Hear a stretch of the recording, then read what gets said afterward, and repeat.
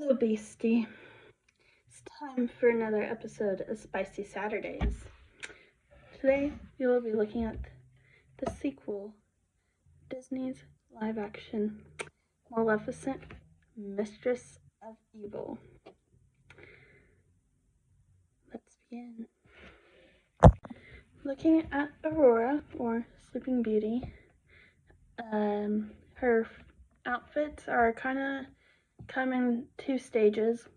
One stage is the more like flowy, looser, more gallivanting around the moors looks.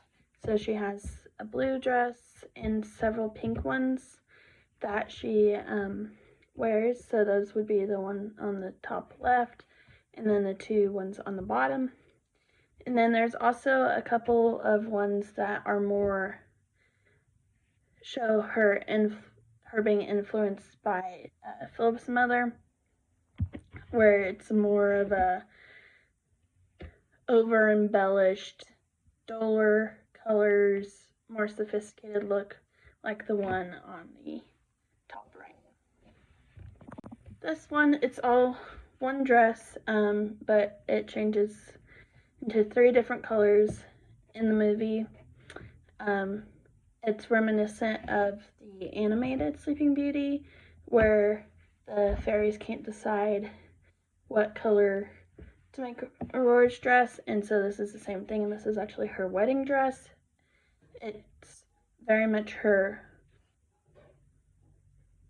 maiden princess, like her true self kind of look, because it has that more flowy, very floral, and again, it changes between blue, pink, and green, ending up being in blue.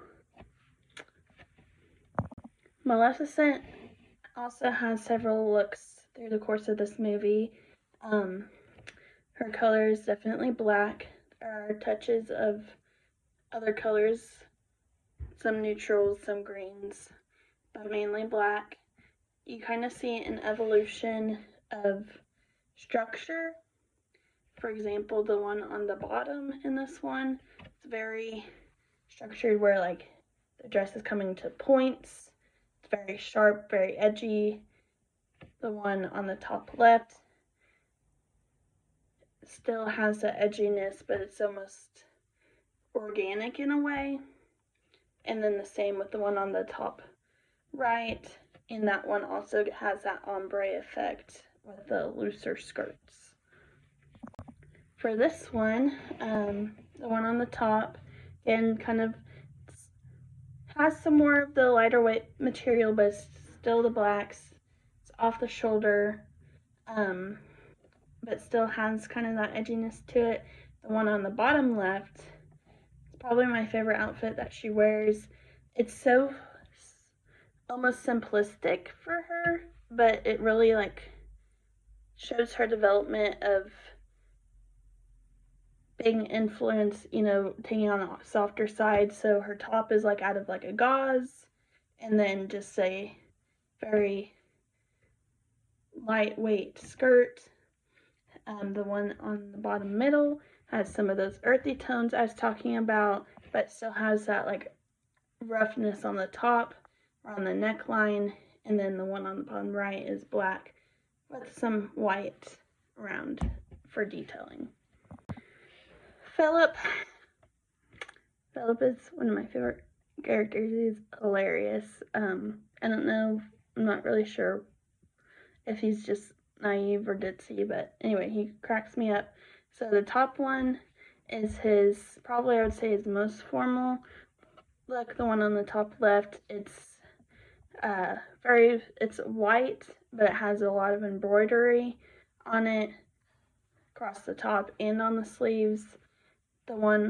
His look on the top right, it's probably my favorite look that he wears. It has this very royal blue with gold embellishments, but it's kind of a mix between his informal and formal looks for the wedding. And then the one on the bottom is just a blue coat with a cape on it, kind of reminiscent of his look from the last movie.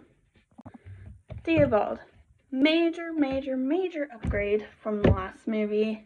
More character development, more costume development. So the picture on the left is his first look. Very similar to the last movie, a coat and a shirt and pants. But then, as the movie goes on, we get some more interesting looks, like more of a leathery look with capes, or even feathers on the shoulders in some areas, and also some cohesion with Maleficent, as far as if you look at the picture on the right, how it has those white embellishments that go down the center. But huge improvement from just the pants and the shirt to now we have capes, we have more of the feathers. So de-evolved. Major upgrade from the last movie. More character development, more costume development.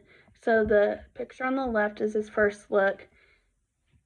Very similar to the last movie, a coat and a shirt and pants. But then, as the movie goes on, we get some more interesting looks, like more of a leathery look with capes, or even feathers on the shoulders in some areas, and also some cohesion with Maleficent, as far as if you look at the picture on the right, how it has those white embellishments that go down the center.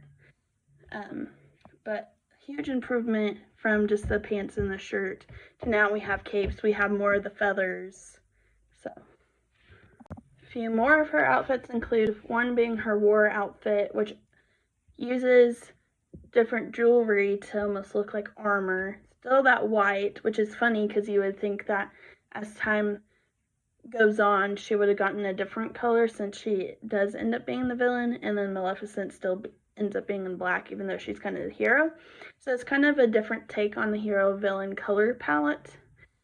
The one on the top on the right, that's a closet with all of her outfits in it. Don't we all want a closet that has that kind of,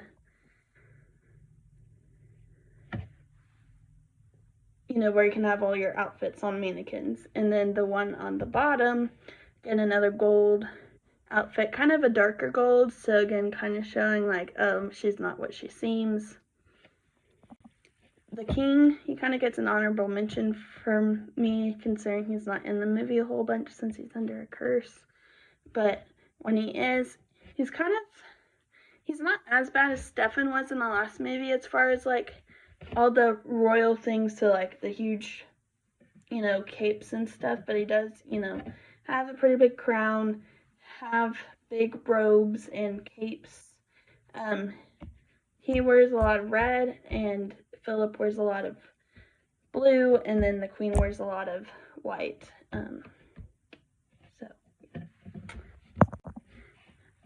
Some more honorable mentions that I just wanted to include. So we have some of the creatures from the moor. I want to include these two on the top specifically because of how their natural look is also clothing. For the mushroom boy, his mushroom cap is made to look like a hat almost, and then for the girl, she has almost like a skirt.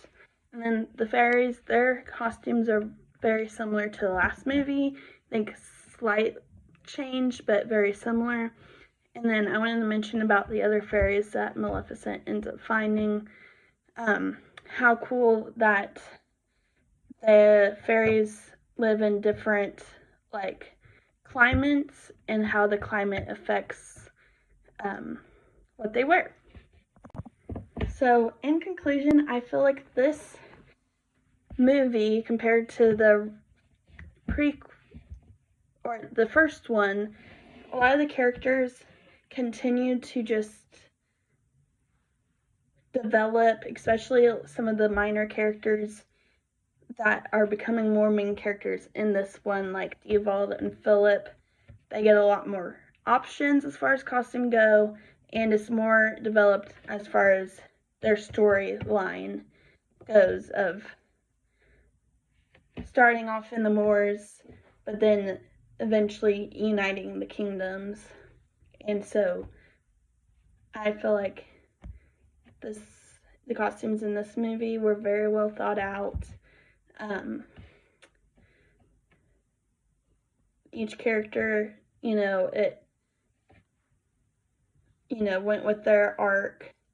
I think Maleficent could have had a little bit more development, because at the very end she was kind of back to more of the roughness, where I would have thought that she might have had a little bit lighter color palette and a little smoother, but it was the dark and the rough mixed with the light and the soft, so it's kind of like, oh, she still has her rough edges, but she has softened a little bit. I hope you enjoyed this episode of Spicy Saturdays. Be my guest next week when we look at Disney's live-action Beauty and the Beast, a tale as old as time. Until then, I'm going to dive down another rabbit hole. I'll see you later.